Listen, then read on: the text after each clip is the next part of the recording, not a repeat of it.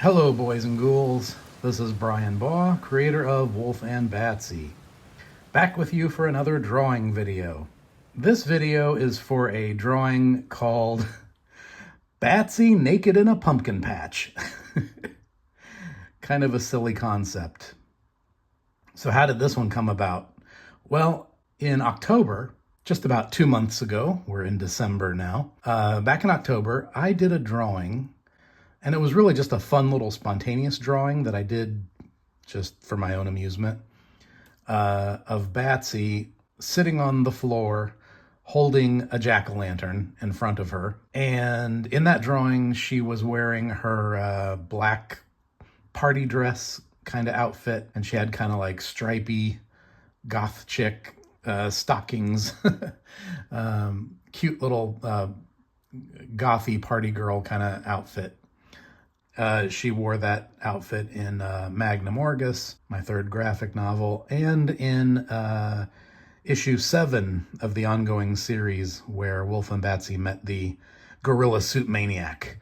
Anyway, I did this fun little drawing of her back around Halloween, threw it up on the website store, and someone bought it. And shortly after it sold, I received an email from one of my longtime original art collectors who said they really liked that piece and had missed out on it, and asked if I could do a recreation of the same kind of image.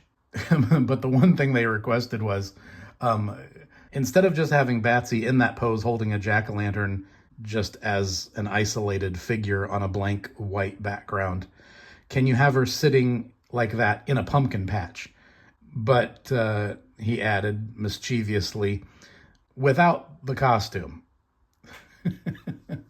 So he commissioned me to do a new drawing fitting this description. And I got to work on the idea, and I got the pencil drawing all laid out. And I thought, it's been a long time since I did a drawing video for my YouTube channel. And this looks to have the potential to be a kind of a crowd pleaser, kind of a cute little drawing that people might like. And why not? And it's not like it's gross or anything. I mean, she is covered up here, so it's just kind of cutesy. Sort of teasy and suggestive without being, overt. The way we like it. So yeah, as I broke out my inks, I thought, why not turn on the old camera and record this one? And here we go. Inking Batsy Naked in a Pumpkin Patch. So the way I typically do these drawing videos is when I'm filming them, I like to be able to concentrate. I'm not one of those people who's good at, talking while I'm trying to draw. It breaks my concentration or something. I don't know. So I like to record a voiceover after the fact. And so one thing I like to do is, before I record the voiceover, I put out a questionnaire on social media and say, hey, I'm going to do a voiceover for a new drawing video. If anybody has any questions they would like me to answer on the video, send them right in. So as always, I did get some responses to that. I got some questions from people who follow me on Twitter or X or whatever they call it these days, on Patreon, and in private messages. So I'll go ahead and answer those now. From Larry King on Twitter X. Larry says, a discussion on how to establish locations without it becoming a time sink would be good. Okay, I assume by that you mean in my comics, when I'm doing a comic book story, how to establish the location of the story without it taking up too much time or taking up too much of the story. Just like we would do when I worked in TV animation. When you start a new scene, you establish the scene by showing typically an establishing shot. So if the scene is taking place inside, a house, the first shot of that scene would be an exterior shot of the house, just to basically communicate visually to the viewer or reader, here's a new scene, and here's where it's happening. And of course, in a comic book, your first shot is the first panel of a new scene, right? So that's how I typically do it in my comics. Just, working off of my animation storyboard training. Whenever I start a new scene in a comic book, the first panel will almost always be an exterior shot of the location. Unless we're in a situation where we've already established what the exterior looks like, and now we are cutting around to different sub-locations inside that location. So, for example, let's say one of my stories where Wulf and Batsy are invading the villain's lair, Professor von Zagzog's evil mansion. And I've already done a shot of the exterior of the house, and now we're cutting inside to show the action inside, but there are different characters in different parts of that house, and we're cutting around different scenes from one group of characters to the next. Well, we've already established the house. We already know where we are. So if I was cutting to a new scene inside the house, then the first panel of that new scene might give you a wide shot of whatever room they're in, which is always a good idea to do because that sort of helps establish the geography of the space that the scene is taking place in.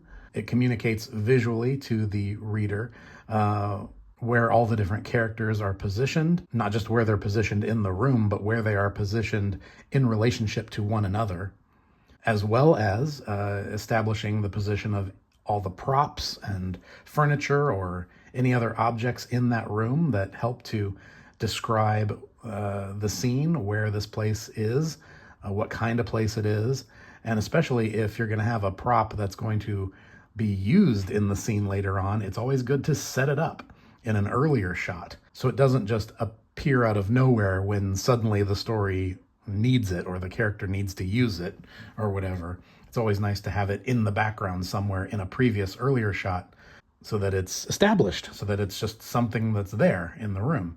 And then when you get to that point in the story where the character actually uses that object or interacts with that object, again, it doesn't seem like that just happened conveniently because the story needed that thing to be there. It was already there. You've already established it.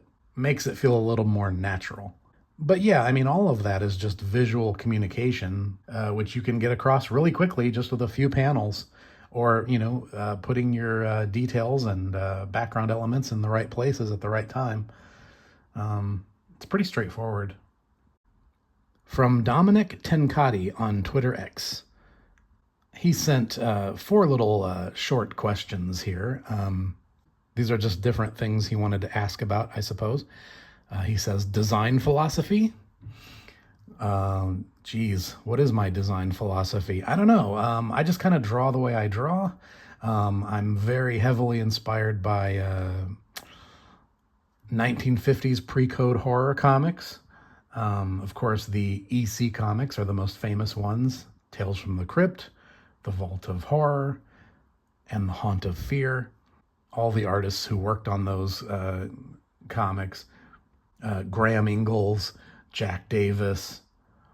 But also I love some of the other pre-code horror comics that were published in the 50s that were all sort of jumping on the bandwagon, following the trend that EC started, but many of them are just as good in different ways. The Harvey horror titles are fantastic. Chamber of Chills, Witches' Tales. There was also a series called The Beyond, which I absolutely love. And then one of my other favorite pre-code horror comics was Journey into Fear, which I always think of as the pre-code horror comic that had the lamest cover illustrations, but some of the best interior art and some of the best interior stories. There was an artist who worked on Journey into Fear named Robert Webb, and I just absolutely love his stuff. Old pre-code horror comics, also the 1970s horror comic magazines like Creepy and Eerie and Vampirella. Oh, but also I should also mention, right around the time I was like 13, 14 years old, that was when the 1986 black and white indie comics small press explosion happened. And I was fortunate that my local comic book store at that time carried everything. I mean, they had all the Marvel and DC stuff, which was also great in the mid to late 80s, but they also carried a great selection of the small press indie comic stuff back then. And all of it was, black and white comics, which were often rated R in their content. I mean, they really cranked up the violence and stuff like that, and the exploitative element. So all of this kind of plays into Wulf and Batsy in a way, because I love that old-fashioned, like 1950s pre-code horror comic drawing style, but I love the sensibility of the mid to late 1980s indie comics, where they were just very brazen, willing to just do it all and show it all and be rated R, and which at the time in the 80s was shocking, because back then it seemed like, most comics were supposed to be kind of like, all ages entertainment. Whether it was Batman or Firestorm the Nuclear Man or Werewolf by Night or Tomb of Dracula or Spider-Man or whatever, like all the mainstream comics. I mean, it was pretty clear in my mind at that age, and my expectations were that the comics were kind of like PG rated movies. They were fun and rough and tumble and action adventure and everything like that, but they didn't go too far. Well, let me tell you, the 1980s indie comics sure did. So it was shocking, at that age, even as a teenager, to see like The Crow or Dead World, or even something like Love and Rockets, which would get really kind of spicy at times.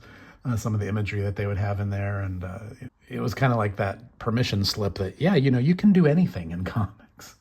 So that's why Wulf and Batsy kind of has this weird philosophy to it, I guess, where it looks pre-code, old-fashioned, but it kind of goes off the rails in terms of content.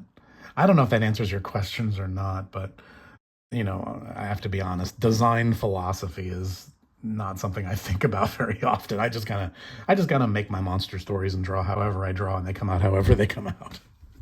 It's very, I do this very much from the gut. I don't intellectualize it very much, honestly.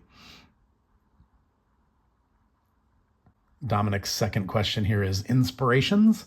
Well, I just talked about the comics. Obviously, the other big thing that inspires me is movies, especially old black and white monster movies from the 30s and 40s. But also I love European horror films, which were huge in the 60s and 70s. Check out the movies of Paul Naschy, the kind of films he was doing in Spain in the 60s and 70s. To me, really feel like the work of a kindred spirit.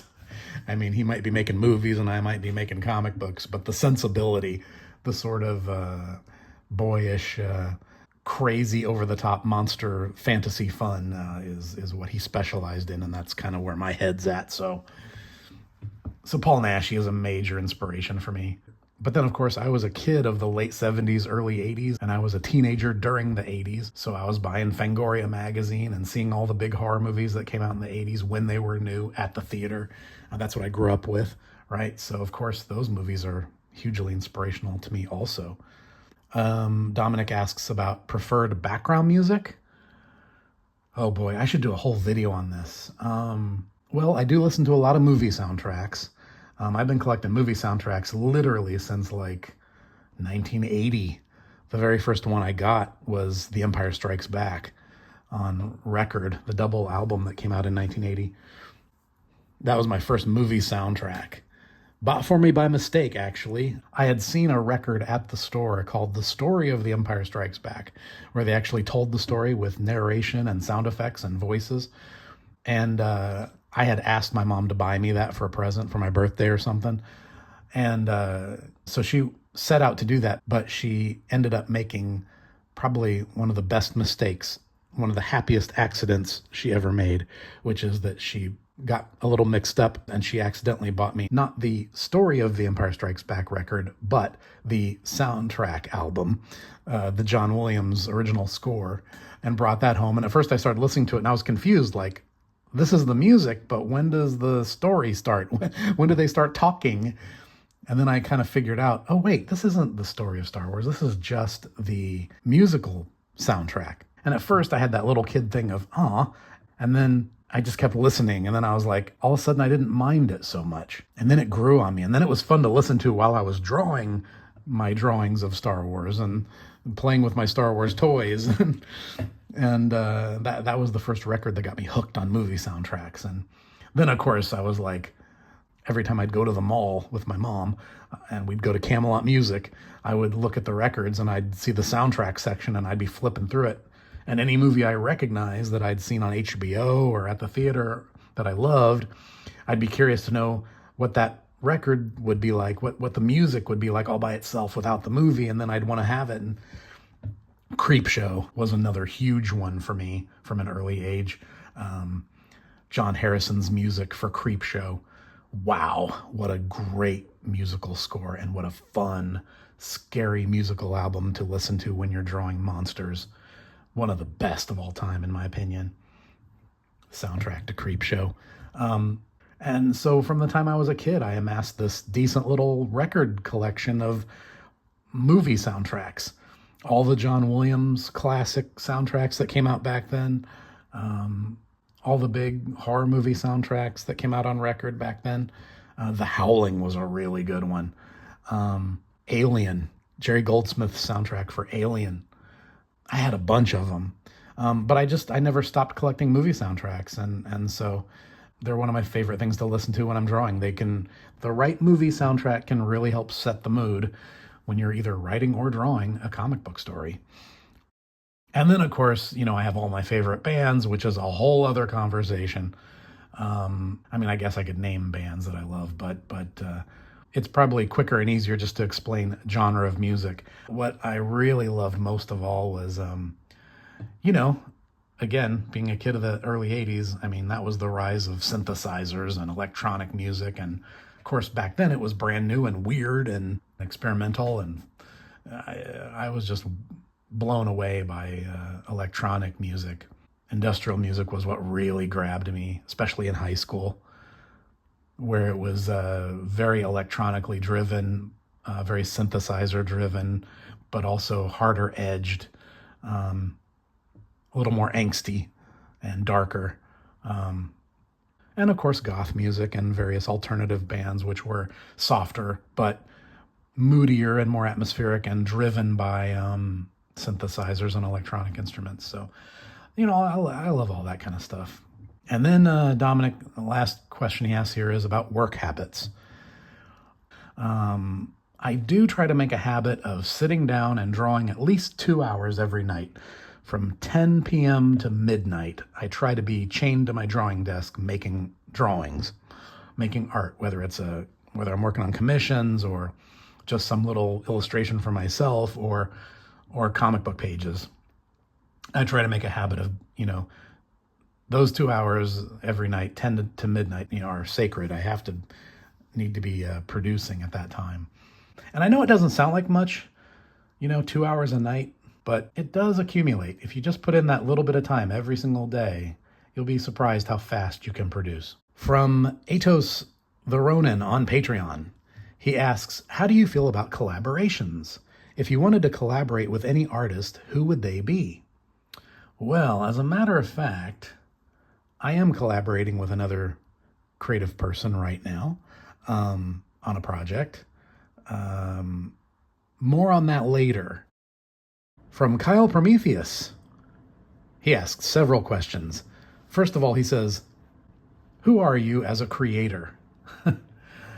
I don't know. As I was saying earlier, I do a lot of this stuff just, going with my gut. Why do fish swim? Why do birds fly? I don't know. Just because that's what they do, right? Why do I draw monster comics? I don't know. That's just what I do. It's just what comes naturally to me. So who am I as a creator? I don't know. I'm just a guy who likes monster comics, and I love to draw monsters, and I love to write monster stories, and comics is a medium where you can do both at the same time. So I make monster comics. It just never occurs to me to ask myself those questions. So I haven't really thought about it. I just do what I do. That's it. Kyle's next question is, what do you like doing? You're looking at it. drawing monsters, drawing horror, drawing cute vampire girls, and using those drawings to tell stories. That's what I like doing. Other than that, I like watching horror movies. I love books. I'm a big reader of comics and fiction and nonfiction and true crime. I love spending time with my wife and daughter. I love swimming in the summertime, and I love playing in the snow in the winter. I love going out to dinner at a really high-end, fancy seafood restaurant or a Japanese restaurant. I love sushi. I'm kind of a sucker for fine dining. So I like to take the wife out to dinner whenever possible. Oh, yeah, and I collect action figures, which should tell you just how sophisticated I am. Yeah, man, I love action figures. I love monster figures and Star Wars and superheroes, but especially monsters. I got a lot of monster toys. Kyle's next question is, why do you like creating horror indie comics? Well, in terms of genre, I don't know. Again, it's just what comes naturally to me.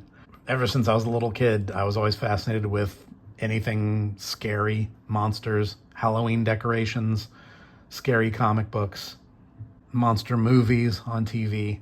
I don't know. Horror was always just my thing. The genre of entertainment I was most attracted to, and the one that seems to come out of me with the most power, I guess, when I'm creating my own stories and artwork.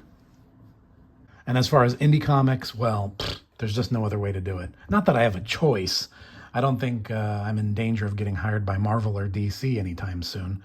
But that's okay, because I kind of love making my own characters and my own stories anyhow. And I've tried doing my indie comics through publishers. I think because of my generation, the era of comics history that I grew up in as a fan, my understanding was that's how you were supposed to do it. And you create a comic and a publisher publishes it. That was just always my understanding of how the industry worked, because that's how they were done the whole time I was growing up and enjoying comics as a fan. But once I got into it, and especially now in the internet age, the digital age, and especially now with crowdfunding as an option, it's like there is no reason to have a publisher anymore. Be your own publisher. And the times that I have worked with publishers have only taught me that nobody will ever care about your comic as much as you do. No matter how much they say they like it, no matter how enthusiastic they are about it, nobody will ever love it as much as you do. Nobody will ever give it the treatment it deserves like you will. So you're better off just going full indie, especially now in the crowdfunding age where that's an option. And you really can do it all yourself.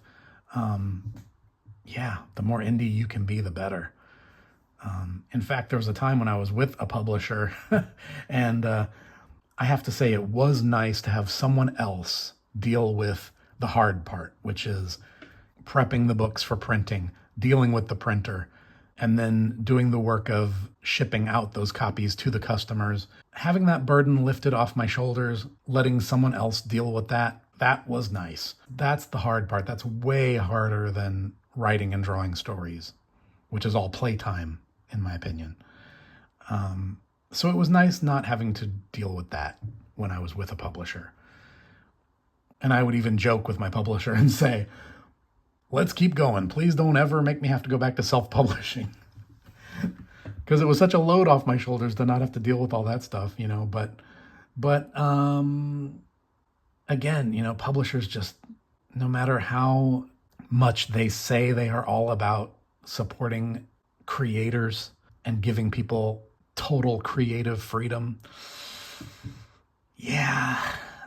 not always.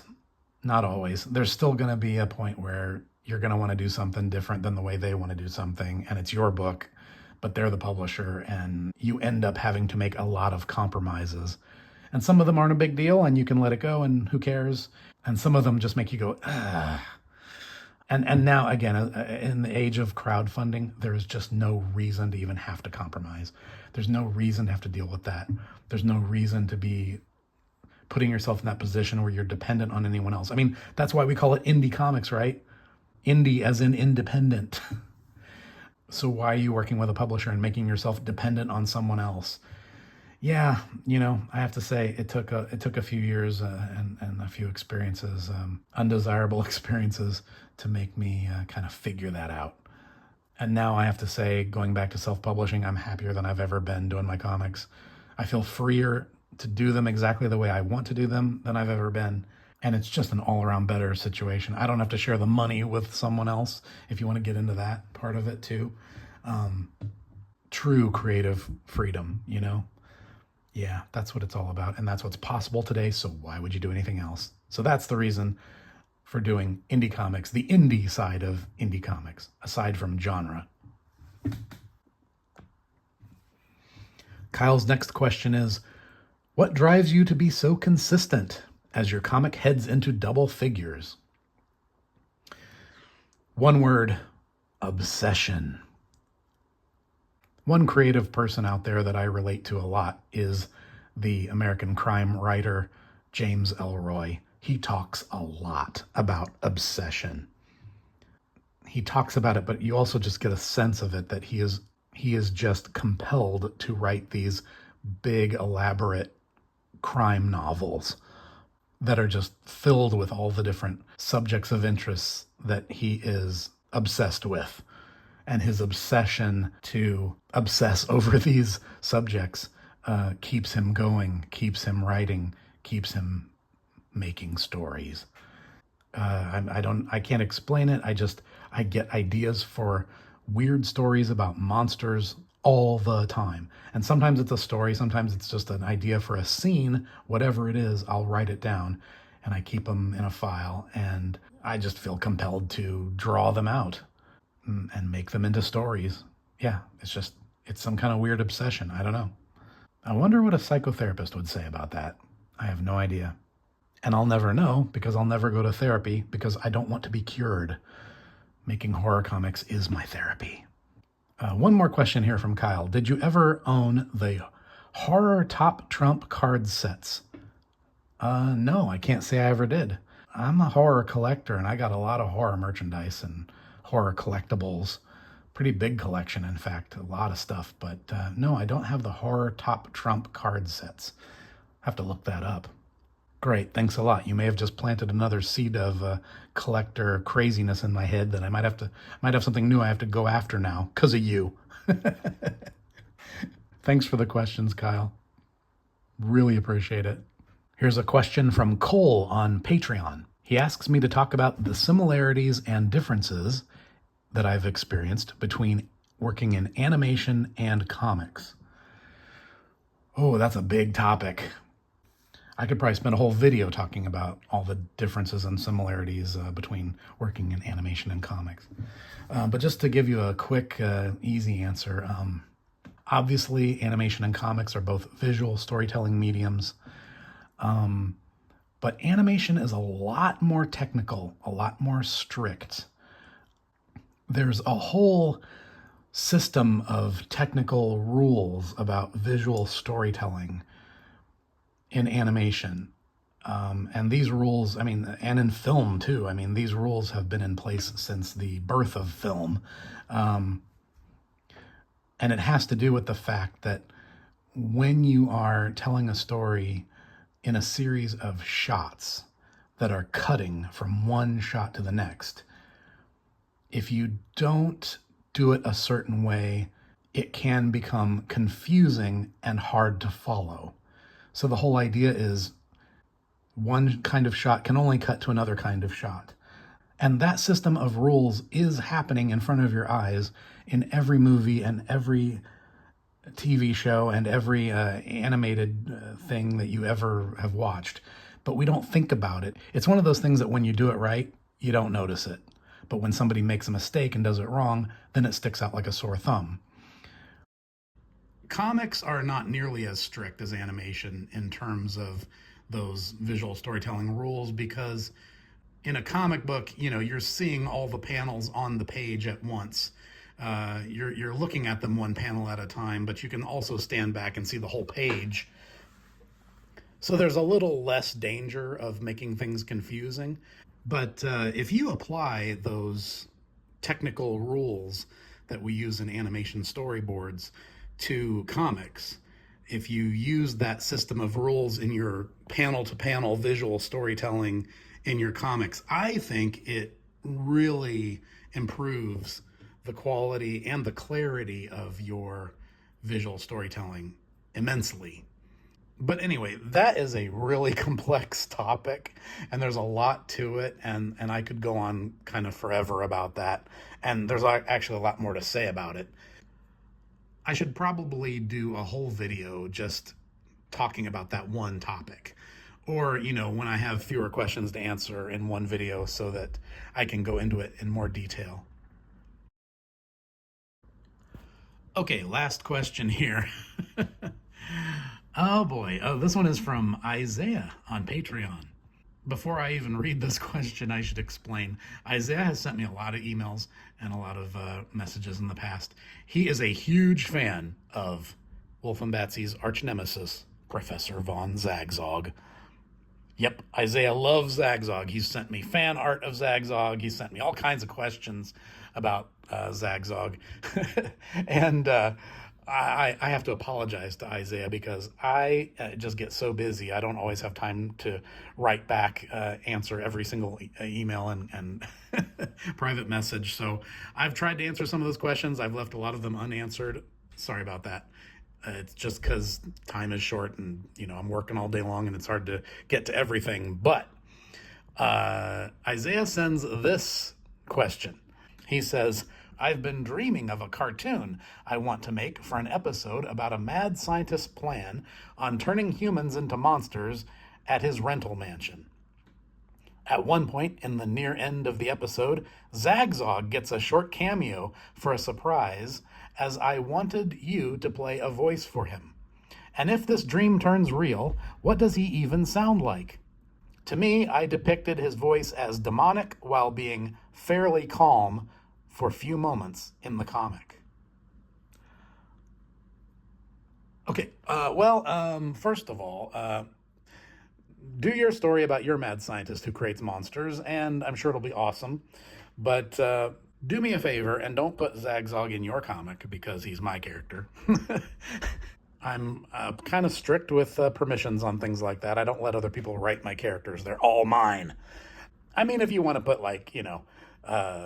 pictures on the wall in your mad scientist's house of all of his best friends, and one of those pictures is a picture of Zagzog, that's fine and funny, and that's like a little sight gag, and there's nothing wrong with that. But I don't really share my characters and let other people just write them into their comics. And I'm not just being a big meanie. You will get that answer from anyone you try to do that with their characters. So that's just how things work. I'm sure you understand. As for what does Zagzog's voice sound like? Well, I've kind of done a Zagzog voice.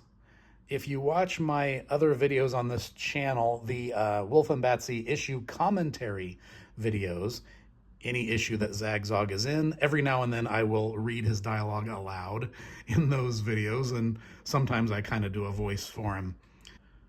Sort of evil and demented, but also dignified. Because after all, he is a genius. Make no mistake about that. Anyway, there you go. That's my Zagzog voice. All right, so that is all the questions I received this time. I did get one or two others from some of these same individuals who asked more than one or two questions, and I just passed on a couple of them because there are questions I've answered before in other videos. Otherwise, that's all the questions I got this time, quite a lot of them. But I hope you guys enjoyed it. If you sent one of those questions, I hope my answers were helpful. And I hope you enjoyed this video. And that's pretty much it for this one. But I got more videos in the works coming up. So stay tuned. Until next time, have a good night.